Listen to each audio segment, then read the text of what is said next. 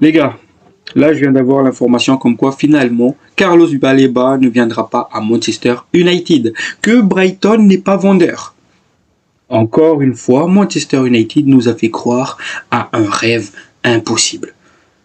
Mais avant de commencer ici sur Legacy United, on parle d'actualité du club de Manchester United tous les jours. Donc n'hésitez pas à nous soutenir, à nous rejoindre, à vous abonner, à liker, à commenter. Ça soutient énormément la chaîne et ça donne beaucoup de force et du courage. Sur ce, la famille, bon visionnage à vous.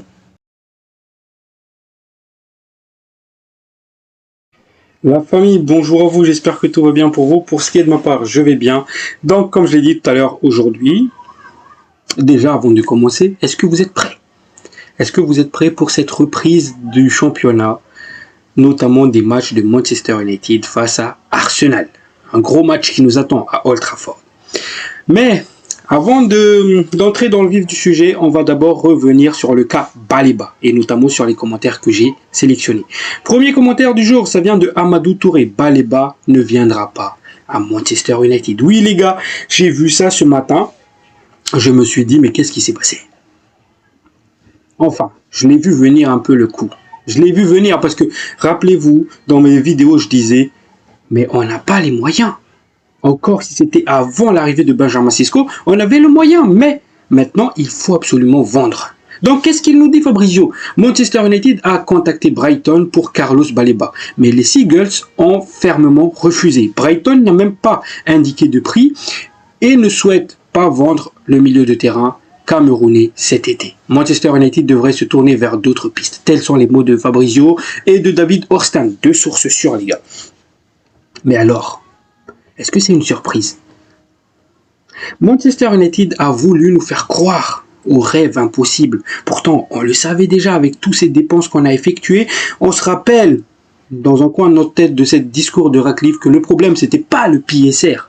Justement parce que cette année, on est à l'abri. Mais c'était plutôt, il n'y avait pas d'argent dans les caisses. Encore une fois, les gars, s'il y avait vente de Bruno Fernandes cet été, on aurait pu acheter Baleba. Ça, il n'y avait pas de souci. Il n'y a même pas de vente. On a effectué 0 vente, les gars. Que ce soit du Anthony, Sancho, Garnacho, et on a effectué 0 vente. Et là, il nous sort une excuse tout faite. Brighton n'a jamais indiqué de prix. Mais est-ce que Brighton a indiqué un prix concernant Caicedo à l'époque? Non. Brighton a utilisé la même stratégie, c'est-à-dire on ne veut pas vendre notre joueur, on ne communique pas de prix. Mais par contre, si vous effectuez l'offre et que l'offre nous plaît, on va accepter. Brighton, c'est un club formateur. C'est ça qu'il faut savoir. Autrement dit, c'est dans leur stratégie, ça, c'est de nous faire croire qu'ils ne veulent pas vendre leurs joueurs et ils ne communiquent pas le prix. C'était le cas sur Caicedo, c'est pas une surprise, mais juste Manchester, ils ont utilisé ça pour donner une excuse. Ouais, hein, on est prêt. C'est maintenant ou jamais. Ils nous ont fait rêver avec des belles paroles. Mais au final, ils ne sont pas capables d'assumer derrière. C'est ça le problème. C'est ça le problème. Et maintenant, je vois certains sur X, sur Twitter, dire oui, Brighton, c'est un club de losers, j'espère qu'il soit relégué. Il y a beaucoup de messages de haine concernant Brighton. Mais est-ce que c'est la faute de Brighton? Non, c'est... les gars, c'est jamais la faute de Brighton. C'est leur joueur, c'est à leurs conditions qu'il partira. Si ton club n'a pas l'argent, bah il va rester. Un autre argument qui montre que Brighton était prêt à se séparer de Caicedo, de Baleba, c'est que en coulisses, Brighton travaillait déjà sur des potentiels remplaçants de Baleba. Et on parlait beaucoup de Lamine Camara. Oui, hein, Brighton, il n'est pas vendeur. Hein. Mais pourquoi ils ont fait toutes ces démarches-là? Pourquoi Paul Barber, c'est ça? Le directeur, enfin le président de Brighton, il a pris le temps de venir discuter avec Manchester United s'il n'était pas vendeur. Pourquoi il a pris le temps de venir discuter? Si t'es pas vendeur, mec, tu vas pas perdre du temps parce que le temps c'est de l'argent. Tu vas lui dire, écoute, nous on vend pas notre joueur, voilà, on veut pas de réunion, on veut pas discuter avec vous, on le vend pas. Il aurait pu faire cela s'il n'était pas vendeur. C'est que quelque part, il était ouvert à un départ de Caicedo, de Baleba, pardon. Donc, à aucun moment, c'est la faute de Brighton, les gars. Si on n'a pas d'argent, c'est pas la faute de Brighton. Vos haines là, etc., c'est pas à Brighton qu'il faut le déverser. C'est le mauvais cible, les gars. C'est Ineos, c'est le board qui nous a fait croire à l'impossible. Et c'est ça, pour moi, c'est ça qui m'énerve dans l'histoire. Donc, il continue en plus que Manchester United, justement, va cibler Baleba pour l'été 2026. C'est-à-dire, c'est le cible pendant l'été 2026. Mais pour le moment, ils vont le mettre de côté. Encore une fois, les gars, Brighton, je pense qu'ils étaient prêts à vendre parce qu'il y a tous les arguments qui montrent que Brighton, ils voulaient. C'est juste qu'ils ne voulaient pas communiquer le prix. Parce que c'est à nous de faire une offre. Et ça sera le cas en 2026. Ça sera à nous de faire une offre. Et si l'offre le plaît, ben voilà. Les gars, sachez une chose. Je pense que Manchester United, ils sont partis confiants pour avoir Baleba lors de ce mercato. Ils se sont dit 80 millions de livres sterling plus 20 millions de bonus, c'est-à-dire un package de 100 millions de livres sterling, Brighton va accepter. C'est ce qu'ils se sont dit de base, je pense. Et après, ils ont entendu les rumeurs qui disaient que Brighton veut la même somme que Caicedo. Ils ont fait demi-tour. Ils nous fait croire, baf, Brighton ne veut pas vendre. C'est ça ce qui s'est passé selon moi, les gars. C'est ça ce qui s'est passé. Maintenant, ils nous disent, oui, Mercato 2026, je m'attendais à cela. Parce que si je regarde bien le Mercato l'année dernière, on s'est concentré sur des pistes défensives avec l'arrivée de Yoro, De Ligt, Mazraoui, Dorgu, Haven. C'était vraiment, on a travaillé vraiment sur la défensive. Si on reprend le mercato sans pour autant, les gars, qu'ils ont quand même acheté du Ugarte et du Zirkzee. Mais ils n'ont pas vraiment voulu se casser la tête sur les phases offensives. Et cette saison, c'est toute l'attaque qu'il change. Bemou, Cunha, comment il s'appelle, Benjamin Sesko. Donc on s'attendait, si on suit cette logique-là, mercato été 2026, ça sera le milieu de terrain qui vont travailler. On s'attendait à cela. Mais pas pour autant qu'ils vont négliger le milieu de terrain cette saison. Évidemment, ils vont amener un petit gars du style Acné au milieu de terrain, histoire que si jamais il perce, ben, tant mieux. S'il fait du Ugarte, ben, c'est pas grave, on va se concentrer sur le milieu de terrain pour l'année Mercato estival 2026. C'était ça le plan, les gars. C'est ça le plan selon moi. Maintenant, qui sont les alternatives justement cette saison? L'alternative de Baleba, parce qu'il nous faut un milieu. Ça c'est pas nouveau. On parlait de ça. C'est la carte maîtresse qu'il nous faut. C'est vraiment la carte qui fait que cette équipe est complète. Il nous faut vraiment ce milieu box to box.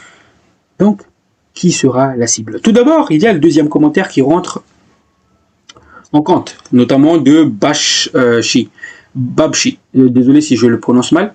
Pour moi, j'encadrerai Sékou Koné pour cette saison, laisser Casemiro l'aider avec son expérience. Sékou Koné, ça peut être l'option.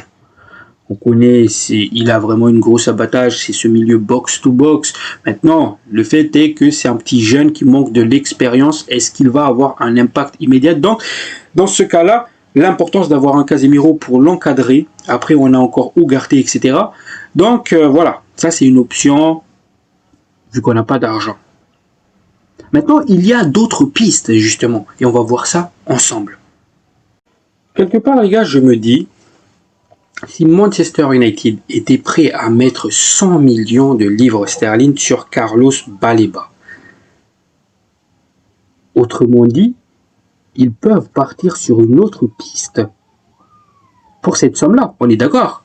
Donc, je me dis que le piste Wharton, ça prend de l'ampleur et ça promet. Parce que Manchester United, du coup, envisage de recruter Adam Wharton comme alternative à Carlos Baleba. Le milieu de terrain anglais est évalué à 70 millions de livres sterling par Crystal Palace. Encore une fois, c'est un milieu box-to-box. Les gars, ce milieu-là, il a quelque chose qui me rappelle Carrick. Vous voyez ce que je veux dire? Il a cette élégance. Donc, je me dis que lui, là, Ça peut être l'alternative idéale, surtout ça va coûter moins cher à Carlos Baleba. Si on était prêt à mettre 100 millions de livres sterling, ça les gars, ça coûte 70 millions de livres sterling. À moins qu'ils vont nous dire, oui, finalement, Crystal Palace n'est pas vendeur aussi. Je te vous jure, proposez cette somme-là, ils vont le vendre. Proposez cette somme-là, ils vont le vendre. Imaginez un peu le rêve. Moi, je me dis ça, les gars. Imaginez, là, on va partir sur Wharton, un milieu que j'adore, box to box aussi, et il est vraiment très très intéressant. Après, il n'a qu'une saison en première ligue. Ok, ça coûte cher du coup pour un joueur qui n'a pas vraiment confirmé. C'est normal aussi, c'est un joueur de club de PL, donc les transferts entre clubs de PL, ça rentre en compte. Mais je me dis, et si on va chercher Adam Wharton cette saison? Vous voyez où est-ce que je vais en venir. Donc, on va jouer Fernandez, Wharton, Mainoo, Wharton, ça dépend des configurations. Si Bruno il va jouer 10, bah, ce sera Mainoo, Wharton. Vous voyez où est-ce que je vais en venir.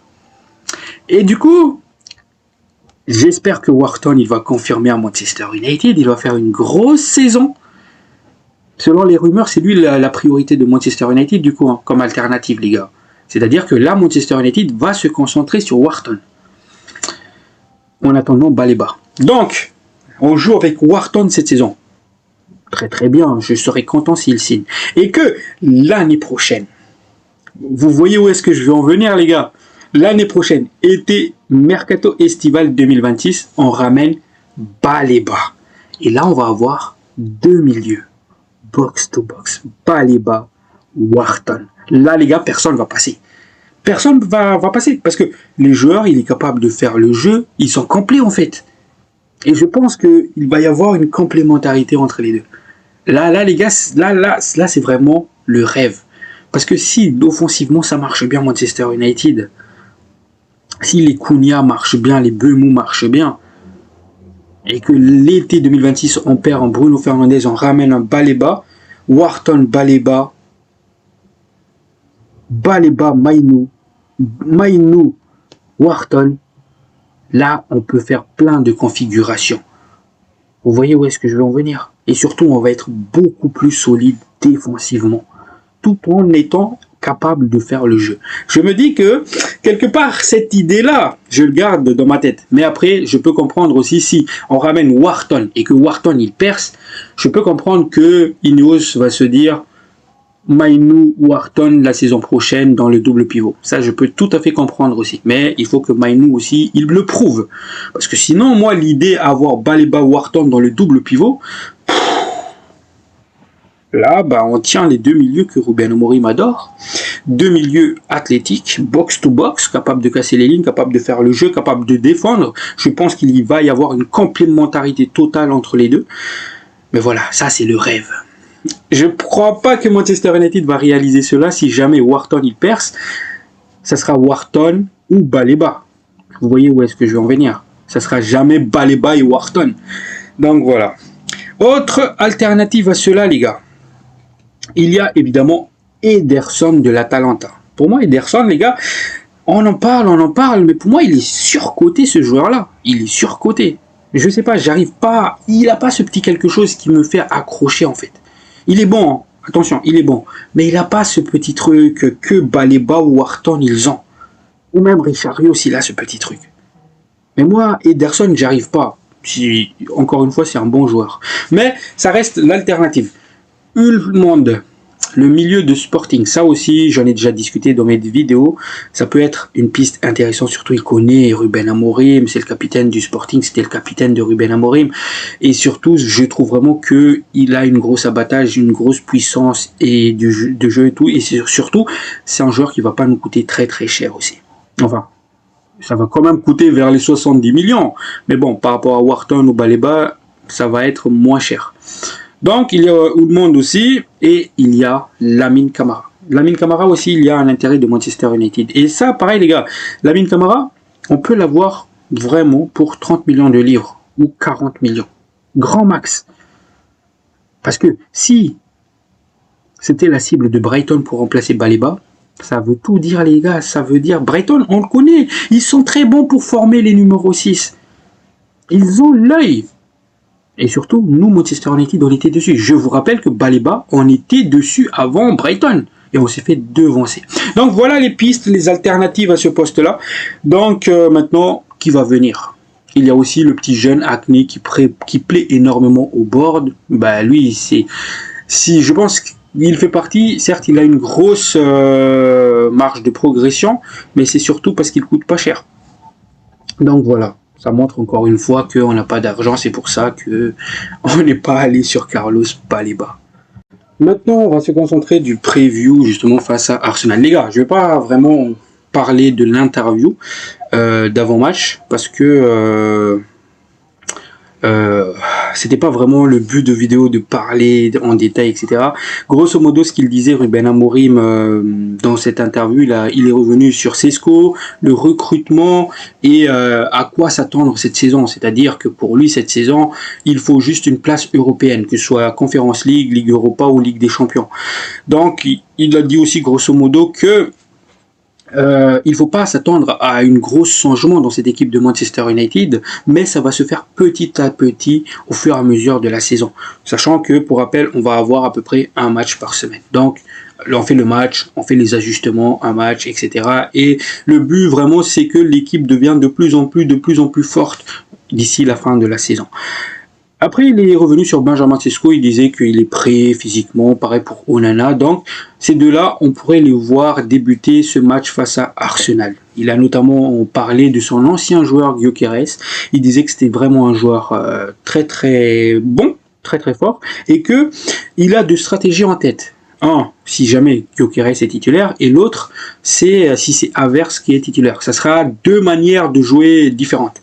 Donc, grosso modo, c'est ce qu'il disait dans cette conférence de presse. Donc, je vais pas vraiment rentrer en détail parce que on n'a pas le temps. Donc, qu'est-ce que j'attends dans ce match-là? Moi, les gars, ce que j'attends dans ce match-là, déjà, c'est que les recrues soient au niveau. Qu'ils soient présents dans le jeu, qu'ils prennent les bonnes décisions. J'espère que Sesco, il va marquer son but, Cunha ou Bemou, histoire qu'on lance la machine offensive, et j'espère voir un double pivot qui tienne la route. C'est ça ce que je demande. Le pressing qu'on a vu pendant ces prépas, évidemment les différentes stratégies en phase défensive, perte de balle, phase offensive pour créer le jeu. Je veux voir en fait tout ce qu'on a vu pendant cette préparation, et surtout ce match-là, ça va être le moment pour moi de confirmer si c'est vraiment le stratégie qui va être utilisé par Ruben Amorim cette saison.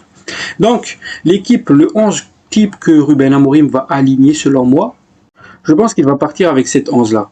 Benjamin Sesko en pointe, Bryan Mbeumo, Cunha, les deux 10. Je pense qu'il va partir avec le double pivot Bruno Fernandes, Casemiro, même si je veux pas de ce double pivot-là, mais finalement c'est le double pivot qu'on a plus vu pendant cette préparation d'avant-saison. Est-ce que quelque part Ruben Amorim ne veut pas faire passer un message?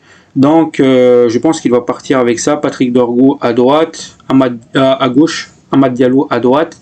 Défenseur, ce sera Mathis de Ligt, Yoro et Aiden Even. Là j'ai mis Lisandro Martinez. J'ai oublié que le joueur il est toujours blessé. Donc dans les cas, je pense qu'il va partir avec Onana parce qu'il disait qu'il était fit. Donc voilà. Donc voilà. Là c'est le moment que je déteste en fait, faire le pronostic. On est à domicile face à Arsenal. On s'est plutôt bien renforcé. Si l'équipe suit les plans, les gars, moi je vois pas perdre face à Arsenal. Moi je vois une victoire ou un match nul, mais pas une défaite. Après, certains me diront que je suis très optimiste ou voilà, mais je sais pas pourquoi. Quelque chose me dit que on va pas perdre ce match-là. On va faire une grosse match demain. Donc voilà. La famille, prenez soin de vous, la paix sur vous. Ciao, ciao.